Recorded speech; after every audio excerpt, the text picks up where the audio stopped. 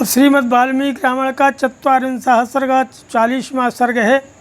इसमें सगर पुत्र के भावी विनाश की सूचना देकर ब्रह्मा जी का देवताओं को शांत करना, सगर के पुत्रों का पृथ्वी को खोदते हुए कपिल जी के पास पहुंचना और उनके रोष से जलकर भस्म होना का प्रसंग का वर्णन है कि देवतानां वचः श्रुत्वा भगवान वै पितामह पृथ्वीवाचु संत्रस्तान् कृतांत बल मोहितान्।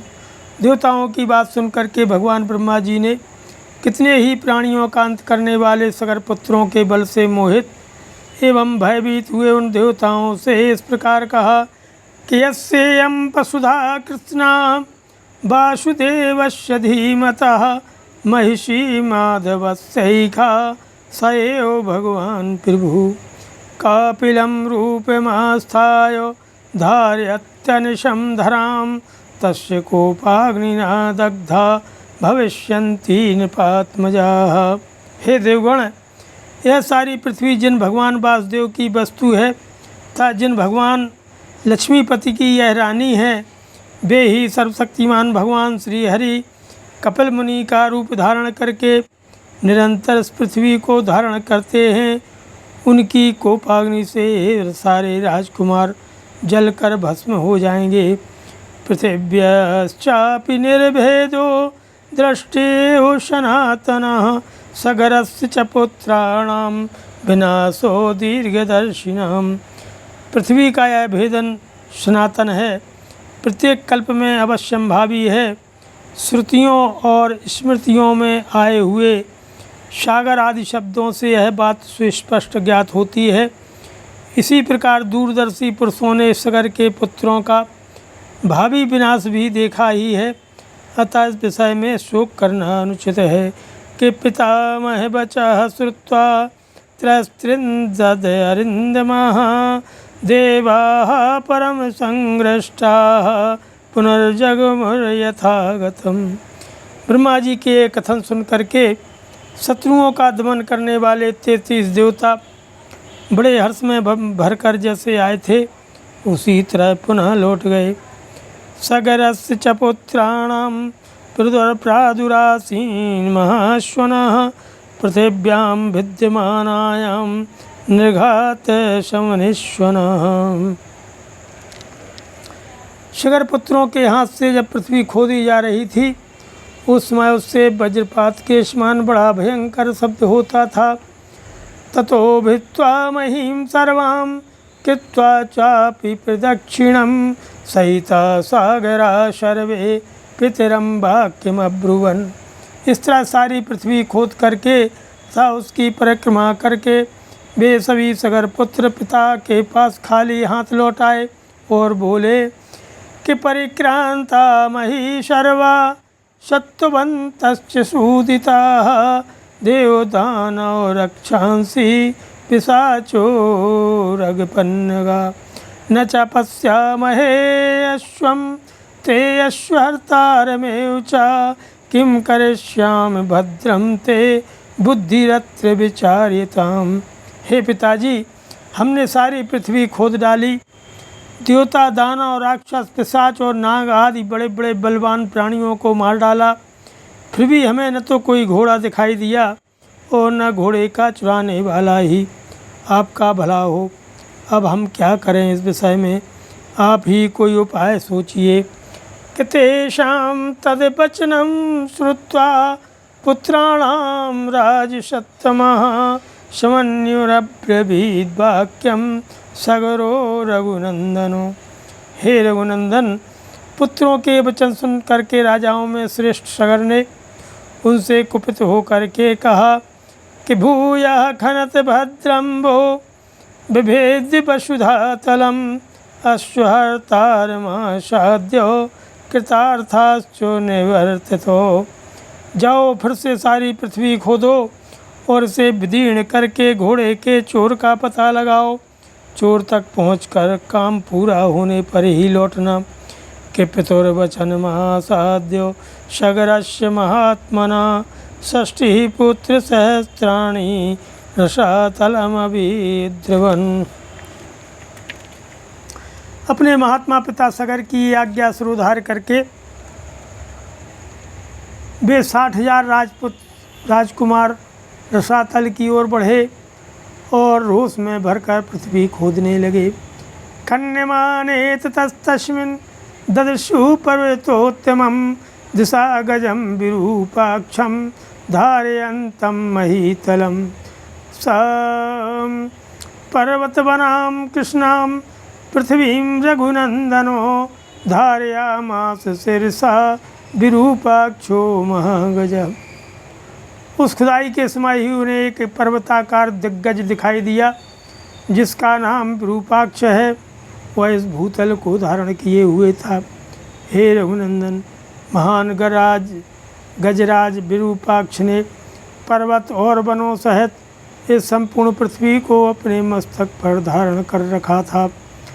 यदा पर्वणिकाकुत्सो विश्रमार्थं महागजः खेदाच्चालयते शीशं भूमिकम्पस्तदा भवेत्।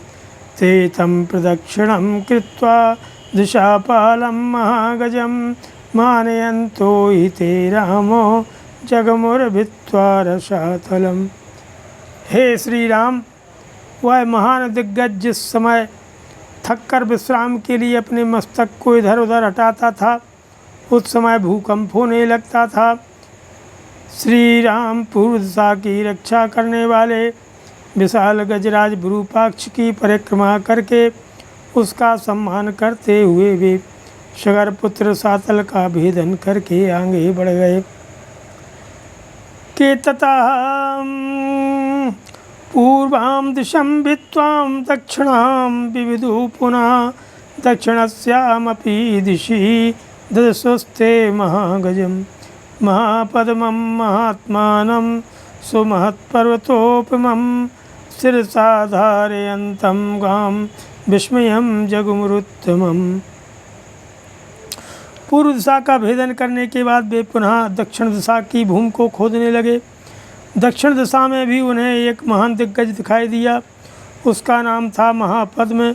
महान पर्वत के समान ऊँचा वह विशालकाय गजराज अपने मस्तक पर पृथ्वी को धारण करता था। उसे देखकर उन राजकुमारों को बड़ा विस्मय हुआ। ते तं प्रदक्षिणं कृत्वा सगरस्य महात्मनः षष्ठिः पुत्र सहस्राणि पश्चिमां विविदुर्दिशम्। पश्चिमायामपि दिशि महान्तमचलोपमं दिशा गजं सौमनसं ददृशुस्ते महाबला। महात्मा सगर के वे 60,000 पुत्र उस दिग्गज की परिक्रमा करके पश्चिम दिशा की भूमि का भेदन करने लगे तो पश्चिम दिशा में भी उन महाबली सगर पुत्रों ने महान पर्वताकार दिग्गज सौमनस का दर्शन किया। ते तं प्रदक्षिणां कृत्वा पृष्ट्वा चापि निरामयं शृण्वन्तः समुपाक्रान्ता दिशं सोमवतीं तदा। उसकी भी परिक्रमा करके उसका कुशल समाचार पूछ करके वे सभी राजकुमार भूमि खोदते हुए उत्तर दिशा में जा पहुँचे तो उत्तरस्यां रघुश्रेष्ठ ददृशुर्हिम पाण्डुरं भद्रं भद्रेण वपुषा धारयन्तं महीमिमां।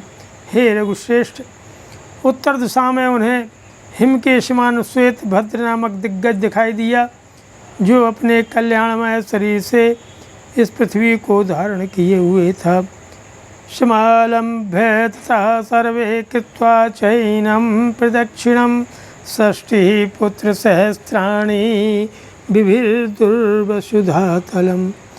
उसका कुशल समाचार पूछ करके राजा सगर के वे सभी 60,000 पुत्र उसकी परिक्रमा करने के बाद भूमि खोदने के काम में जुट गए। ततः प्रागुत्तरां गत्वा सागरा प्रथितां दिशं रोषादभ्यखनन् सर्वे पृथ्वीं सगरात्मजः। इसके बाद सुविख्यात पूर्वोत्तर दिशा में जाकर के उन सगर कुमारों ने एक साथ होकर के रोष पूर्वक पृथ्वी को खोदना आरंभ किया। ते तु सर्वे महात्मानो भीमवेगा महाबला ददसु कपिलं तत्र वासुदेवं सनातनम। इस बार उन सभी महामना महाबली एवं भयानक वेगशाली राजकुमारों ने वहाँ सनातन वासुदेव स्वरूप भगवान कपिल को देखा। हयं च तस्य देवस्य चरन्तमविदूरतः प्रहर्षमतुलं प्राप्ता सर्वे ते रघुनंदनो। राजा सगर के यज्ञ का वह घोड़ा भी भगवान कपिल के पास ही चल रहा था। हे रघुनंदन, उसे देखकर उन सबको अनुपम हर्ष प्राप्त हुआ। ते तं यज्ञहनं ज्ञात्वा क्रोधपर्याकुलेक्षणा खनित्रैलाङ्गुलधरा नानावृक्षशिलागराः। भगवान कपिल को अपने यज्ञ में विघ्न डालने वाला जान करके उनकी आँखें क्रोध से लाल हो गईं। उन्होंने अपने हाथों में खंती, हल और नाना प्रकार के वृक्ष एवं पत्थरों के टुकड़े ले रखे थे। अभ्यधावन्ति शङ्क्रुद्धास्तिष्ठ तिष्ठेति चाब्रुवन् अस्माकं त्वमिहि त्वरगं यज्ञियं मृतवानसि। दुर्मेधस्त्वं हि सम्प्राप्तान् विद्धि नः सगरात्मजान। वे अत्यंत क्रोध में भरकर उनकी ओर दौड़े और बोले, अरे खड़ा रहे, खड़ा रहे, तू ही हमारे यज्ञ के जो है घोड़े को यहाँ चुरा लाया है। हे दुर्बुद्धे, अब हम आ गए हैं, तू समझ ले, हम महाराज सगर के पुत्र हैं।